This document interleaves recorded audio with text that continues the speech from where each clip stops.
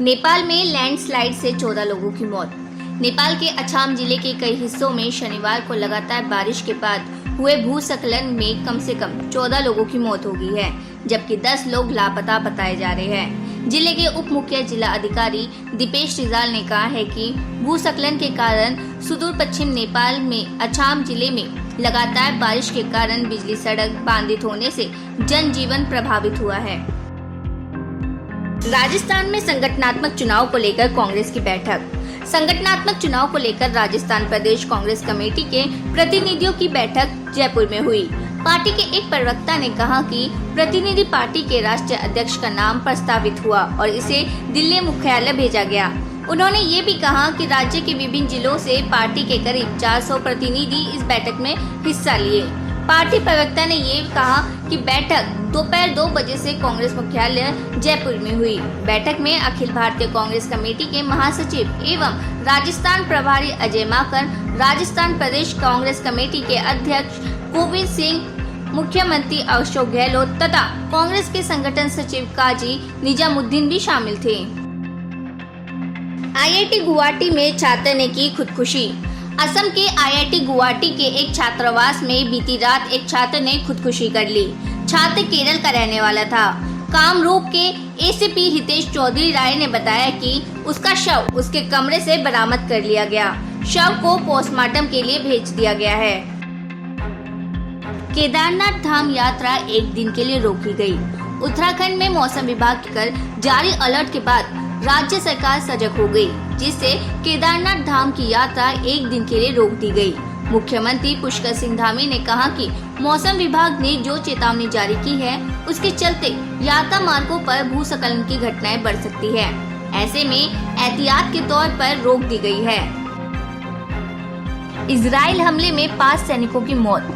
Syria की राजधानी दमिश्क के अंतर्राष्ट्रीय हवाई अड्डे और कुछ अन्य इलाकों पर हुए इजराइल हमले में 5 सैनिकों की मौत हो गई है।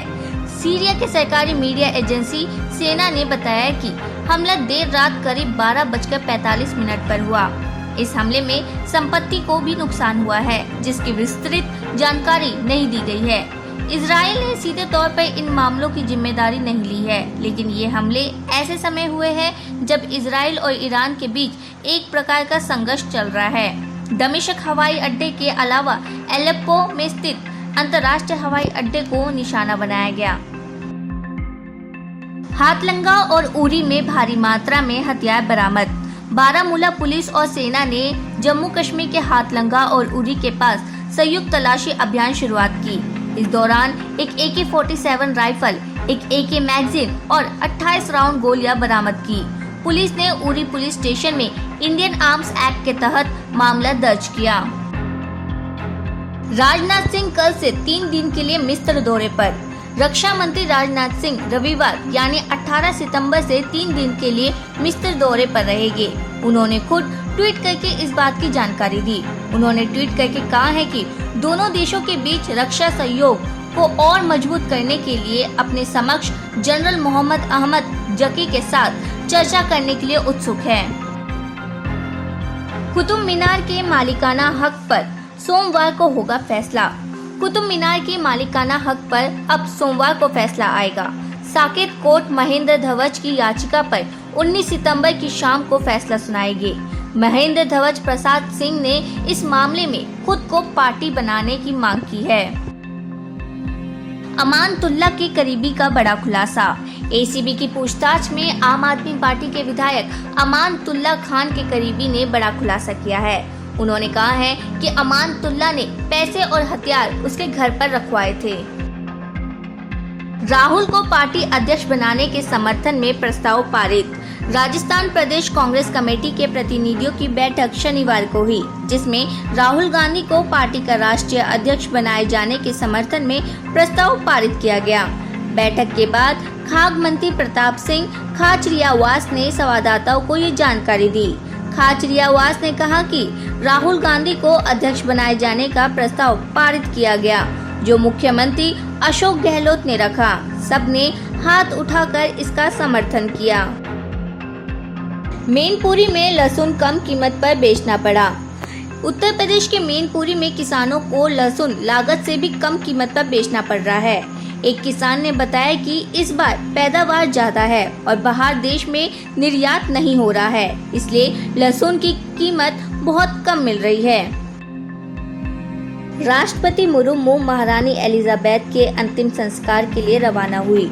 राष्ट्रपति द्रौपदी मुर्मू महारानी एलिजाबेथ द्वितीय के राजकीय अंतिम संस्कार में शामिल होने और भारत सरकार की ओर से संवेदना व्यक्त करने के लिए लंदन, यूनाइटेड किंगडम के लिए विमान से रवाना हुई।